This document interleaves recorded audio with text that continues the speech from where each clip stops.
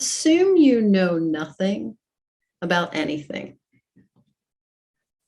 Now, in a world that tends to value the loudmouth know-it-all, that seems like kind of a weird request, doesn't it? Right? But this is choice number 6 of the 7 choices of a conflict resolution master. I'm Nancy Schick of Third Ear Conflict Resolution and the author of the book that we're going through in this series of 7. So we are on choice number 6, which means we're hitting that last one next week. So make sure that you subscribe below after you watch this video. So we're going to talk about just briefly what we're talking about with assuming nothing, right? It sounds, again, a little weird because we've been taught to pretend like we know more than we do, right? Like the fake it till you make it.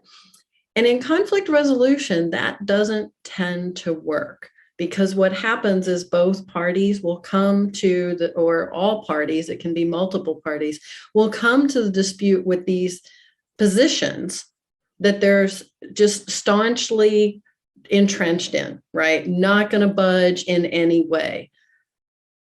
Probably as you're listening to that, you can hear it's not going to lead to anything new, right? It's just going to end up recreating and the conflict, and you end up ruminating in it. And that is why choice number 6 is to assume you know nothing about anything. So it's the assumption I allow you to make if you're coming to mediate with me is assume you know nothing. And it is, again, like just opening your mind because we love to assume things. You're probably assuming things about me right now.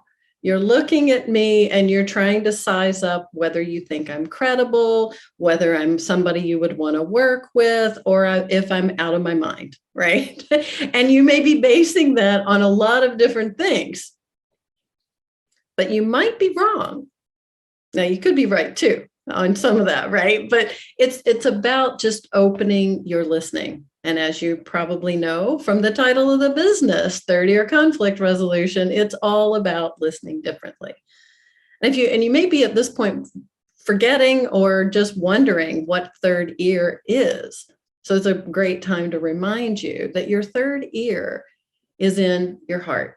If you just look at the word heart, the English word for heart, it's right there in the center. So there's just like we have the 2 ears and the 1 mouth. You've heard that one probably before. It's the same thing.